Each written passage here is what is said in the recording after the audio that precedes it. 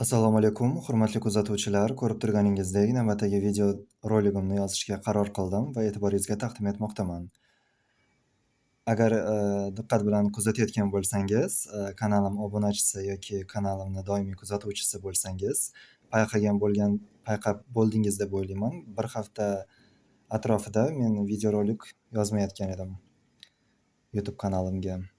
Xullas, bugungi videoroligimning mavzusi demak nima? Savol-javoblar. 5 xil savol yozganman va har biriga tegishli javoblarni aytib o'tmoqchiman. Boshladim. Bularning farqlarini bilasizmi? Repetitor, tutor, mentor, akademik, strateg, pedagog, metodist. Repetitor bu tayyor materialdagi, o'quv darsliklaridagi, maktab darsliklaridagi ma'lumotlarni o'quvchilarga yodlashga yo'naltirilgan bo'ladi repetitor faoliyati. Tutor esa ilmiy metodlardan foydalanishni o'rgatadi. O'quvchiga bir o'ziga xos bir strategik reja, bosqichma-bosqich darslarni o'zlashtirish jarayonini aniqlab, dasturul amal ko'rinishida demak shakllantirib beradi. Nafaqat dars beradi tutor ya'ni. Mentor bu psixologik qo'llab-quvvatlovchi, o'quvchilarni motivatsiyalaydigan, ya'ni motivatsiya beradigan, ularga demak ruhiy tushkunlikni oldini olish bo'yicha ham o'ziga xos bir tavsiyalar, yondashuvlar qiladigan inson bu mentor. Akademik strateg bu o'ziga xos bir narsa, shunchaki ya'ni bu akademik demak o'sha ilm-fan vakillari davrasiga demak dostupi bor, ya'ni bir aloqasi bor inson. Strateg deganda bu tartibli va aniqlilik tamoyillariga asoslangan holda ish ko'ruvchi inson nazarda tutiladi. Akademik strateg. Strategiya bu bosqichma-bosqich algoritm, reja, dasturul amal bo'yicha ishlash bu demak strategiya holati deb baholaydigan bo'lsak. Pedagog, metodist. Metodist yoki metodolog bu o'zi uslubchi, uslubiyatchi, uslubshunos degani. Uslub, buni qanaqa usul yoki uslublar nazarda tutilyapti? Qanday usul yoki uslublar? U o'sha ma'lum bir fan bo'yicha, masalan men o'zimni fanimni oladigan bo'lsam, xudo xolasa bo'lajak tarix repetitori sifatida. Meni holatimda bu tarix fani bo'yicha dars o'tish metodikasi, tarixiy metodlar nazarda tutiladi. Mana shu metodlar mengacha allaqachon ishlab chiqilganmi? Ilm-fan vakillari tarafidan tan olinganmi? Ya'ni allaqachon kashf qilingan, e'tirof etib bo'lingan usullar bo'lsa, meni ulardan foydalanishim meni metodist qilmaydi. Balki strateg qilishi mumkin. Masalan, men oldin ham aytganman, tarix o'qitish metodikasi, tarixiy metodlar, psixologik metodlar, pedagogik metodlarni mix tarzida chiroyli qilib prepodnosit qila olaman. O'zimning darslarimda har bir o'quvchiga individual yondashish tarzi sifatida, ya'ni. Men strateg bo'lishim mumkin, akademicheskiy strateg, ya'ni akademik davraga, krugga bir dostupi bor strateg inson, ya'ni rejali ishlashni targ'ib qiluvchi yoki o'zini darslarida amaliyot qilib ko'rsatib beradigan o'quvchilarga strateg bo'lishim mumkin, lekin pedagog, metodist emasman. Bo'lajak pedagogmanmi masalan men? Ha, nasib qilsa albatta. Masalan, qachonki men maktabga yoki kollejga tarix fani o'qituvchisi bo'lib ishga kirganimdan keyin demak o'sha pedagoglik o'sha tegishli sertifikati demak o'sha imtihoniga borib pedagoglik sertifikat imtihonini olib kelganimdan keyin nomim pedagog deb nomlanadi. Ungacha o'qituvchi. O'zi pedagog o'qituvchi degan ma'no nazarda tutilsa, qachonki pedagoglik maqomiga erishgan o'qituvchilar nazarda tutiladi o'zi bunday qaralsa. O'qituvchi, ustoz, coach, tutorlar esa bu qandaydir ma'noda o'sha aynan bir rasmiy maktab, kollejlarga u qadar har doim ham daxli bo'lavermaydigan insonlar tushunadi. Bu asosan xususiy sektorda, xususiy ta'lim sektorida, ya'ni repetitorlik, tutorlik, coachlar, turli xil bir fanlardan bir so'z ochadigan, gapiradigan, o'sha dars beradigan, balki o'zini kuzatuvchi yoki o'quvchilar auditoriyasiga ega insonlar tushuniladi. Ikkinchi savol, sizga tarix fani nima uchun yoqadi yoki nima uchun yoqmaydi? Meni shaxsiy qarashim, shubham bor, ya'ni taxminim bor. Insonlarga tarix fani nima uchun yoqadi? Bu juda ham bir ertak sifat fan. Ertak sifat. Aynan real jismoniy ko'z, jismoniy qo'l bilan ushlab, ko'z bilan ko'rib bo'lmaydigan voqeliklarda arxeologik, antropologik, numizmatik va etnografik manbalar, materiallar, ashyolarga asoslangan holda o'rganiladi.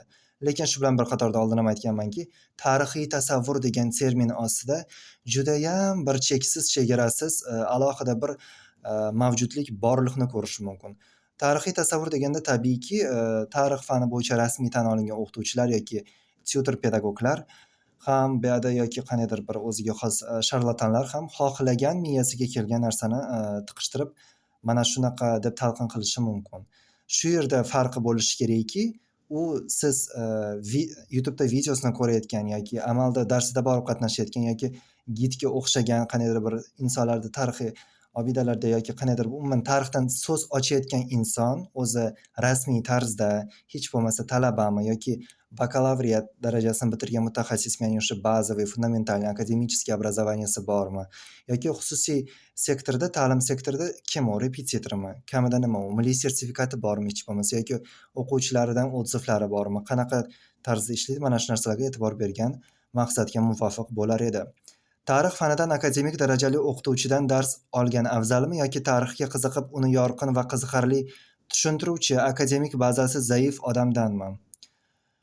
Bu ikkita polyarность deb baholayman, ikkita juda ham крайность. Chunki akademik davradagi ba'zi bir hurmatli ustozlarimiz, professorlarimiz, men ularni juda ham hurmat qilaman. Lekin dars o'tish usullari albatta biroz eskirgan yoki juda ham zerikarli, hattoki aytgan bo'lardim, insonni tarixdan bezitib ham qo'yadigan ko'rinishda dars o'tishadi. Faqatgina yodlashga qaratilgan e'tibor. Bu albatta insonni g'ashiga tegadi. Faqat bir xillik, har kuni bir xil ovqat yegan inson ko'ngliga tegadi.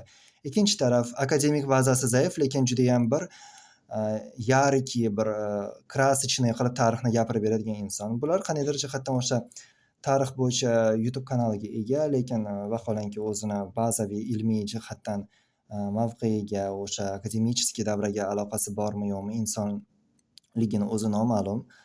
O'zi haqida deyarli balki hattoki ma'lumot bermaydigan, ma'lumot berishni xohlamaydigan, shunchaki tarix ustoziman yoki repetitorman deydigan insonlarni men kuzatganman, qisman kuzatganman, lekin bor. Juda ham ko'pchilik emas. Juda ham ko'pchilik biz, ya'ni xudo xolasa o'sha akademik davraga ega tarix o'qituvchilari, tarix repetitorlari hisoblanamiz. Bu yerda masalan men oltin o'rtalikni tanlang degan bo'lardim sizga. Oltin o'rtalik nima?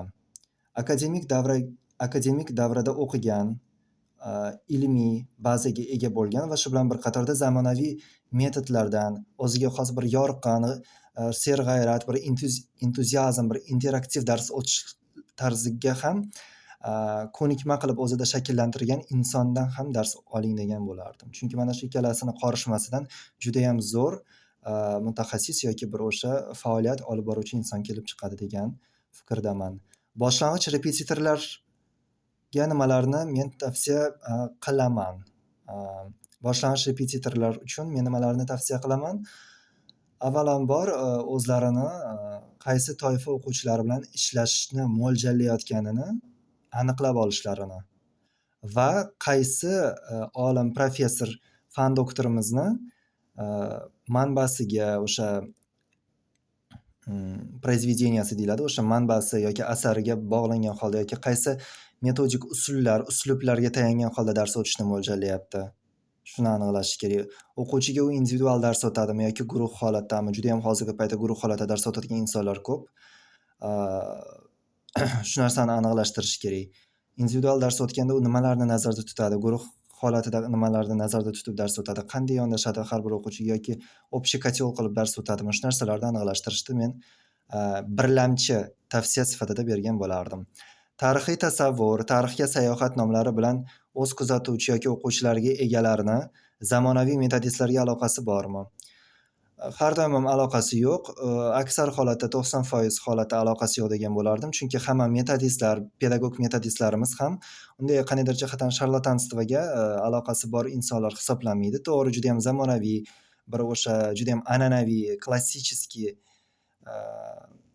metodikalar asosida dars o'tishdan biroz chetlangan holda zamonaviy, mustaqil, hali balki hattoki ilmiy jihatdan isbotlanib ulgurilmagan metodlarni qo'llayotgan bo'lishi mumkin. O'sha hattoki mana shu tarixga sayohat yoki bir pedagogik pedagogik bir yangicha bir yondashuvlar qilib, lekin ularni asosiy boya aytib o'tgandek akademik bazasi bor. Ulardan shubhalanish yoki hadiksirash shart emas.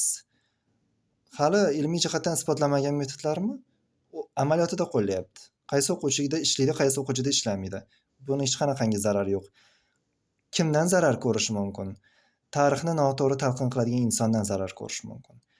Isteroid, haddan tashqari tasavvurga beriluvchan yoki bir hissiyotga beriluvchan o'quvchilarda shunaqa ekanini bilgan holatda ham professional yondashuvni bilmasdan turib, repetitor yoki o'zini coaching darslarida yoki YouTube kanallarida judayam bir yarki, krasочный qilib tarixni gapirib beradigan insonlarga men biroz nimagadir shubhalanib qaragan bo'lardim. Chunki ularning kanalini mало ли что kimlar kuzatadi.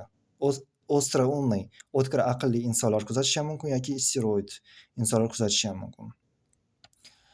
Shunaqa gaplar, hurmatli kuzatuvchilar. Kelasi video darslar yoki video roliklarimgacha sog' bo'linglar, salomat bo'linglar.